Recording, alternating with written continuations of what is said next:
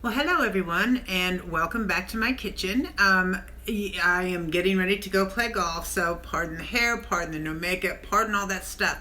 But I just got back to Greenwood from Charleston, and when I go to Charleston, because Greenwood, South Carolina, is a very small little town, and we don't have a lot of choices when it comes to meat. And we've got a Publix, which is a great store. I love Publix, but always not always the best deals, let's just say.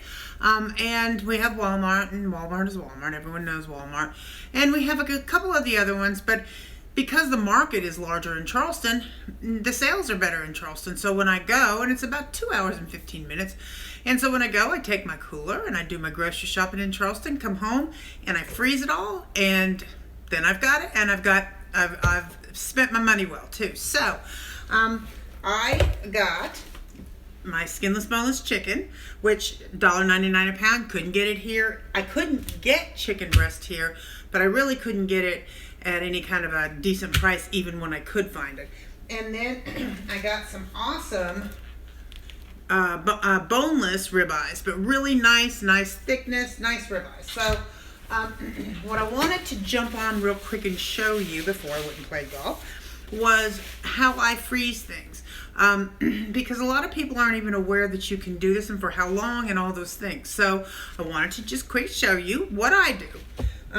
So first off, press and seal. This is the greatest stuff ever. It sticks to anything. It sticks to a paper plate. It sticks to plastic. It sticks to itself. So without the of saran wrap makes me crazy. I mean, I can't break it off. Saran wrap is a calming effect. Or press and seal, I should say. So that's what I use, is press and seal. And when I do it,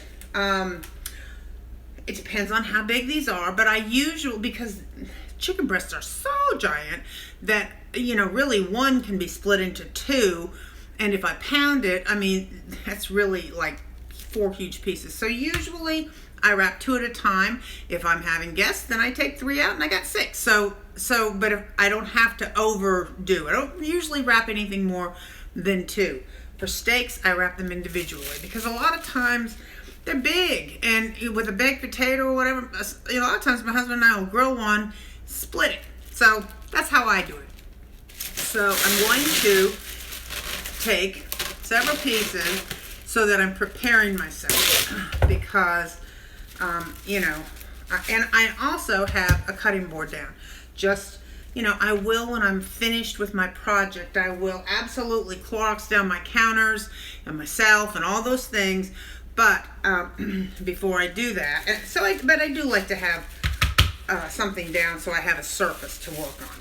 So what I do is I go in here, 1, 2, 3, 4, 1, 2, 3, 4.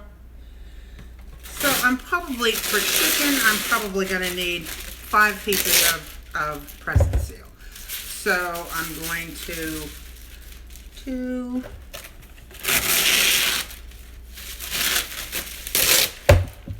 And I just lay them here lightly. I don't want them to stick together, and they won't. If you just lay one lightly on top of another. 3.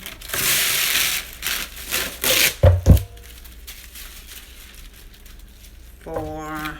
And if I don't use it for this, I'll use it for the steak.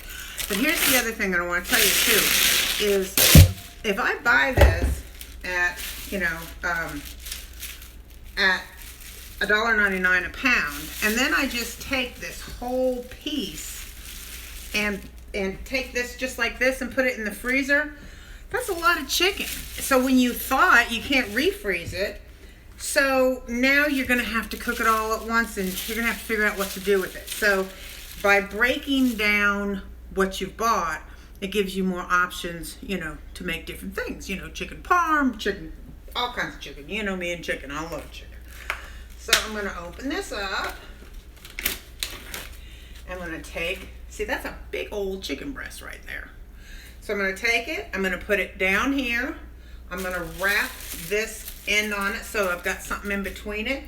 I'm going to take another one, go on top of it, I'm going to wrap it again. Then I'm going to tuck my ends because it's press and seal and it'll tuck. And keep tucking. And it sticks. It's an awesome product. I will say, whoever invented it was brilliant. Here are my Ziplocs. Once I do this, I put them in Ziplocs. This way, I am ensuring that they're not going to get freezer burn. And that part I love. And take my next piece of press and seal. And, well, that's not a very big one. I might put a little 3 in this one. Ooh, but that one's huge. 2. I'm still going to only do 2 because that other one was really big. But you do it how you think it will be for your family. I mean, but for my husband and I, there's 2 of us. So I can take one of these packages of 2 out and make dinner, plenty of dinner for my husband and I. But if you've got, a family of 4, you might want to, put more.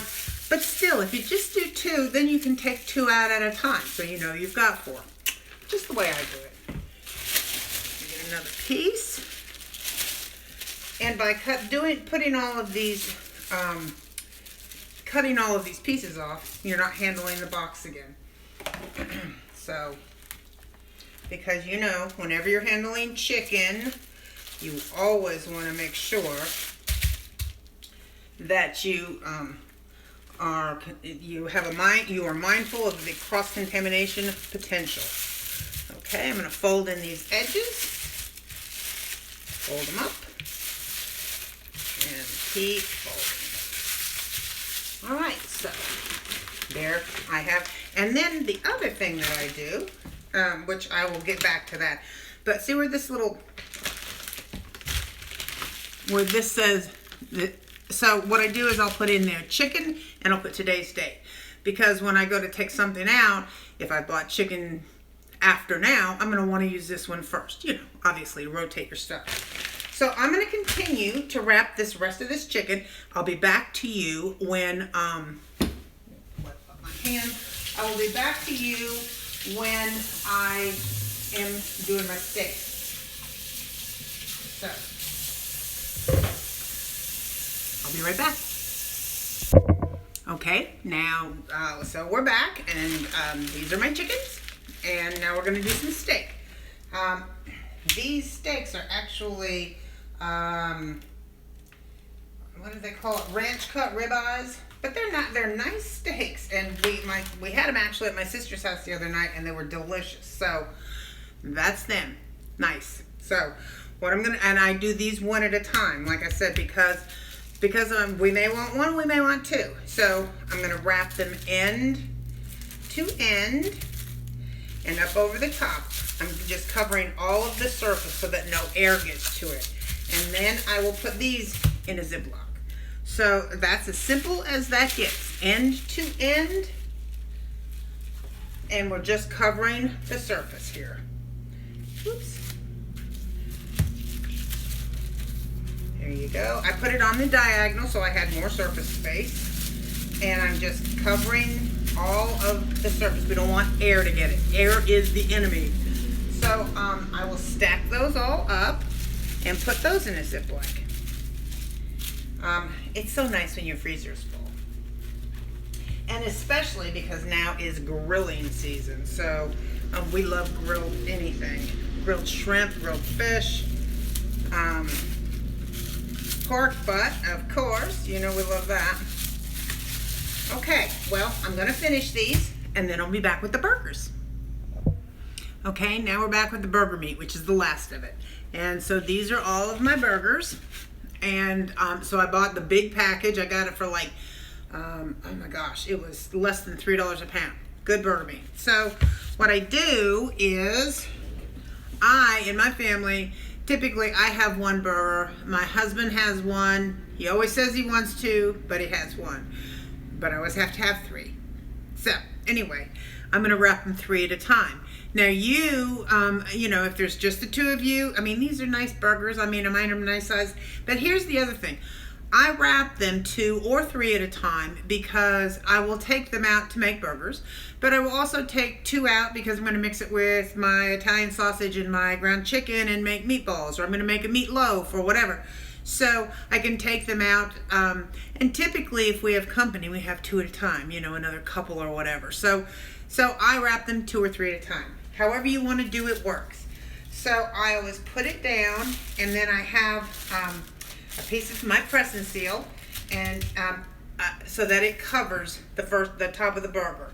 Then I take another burger, put it on top, roll it just like I did with everything else.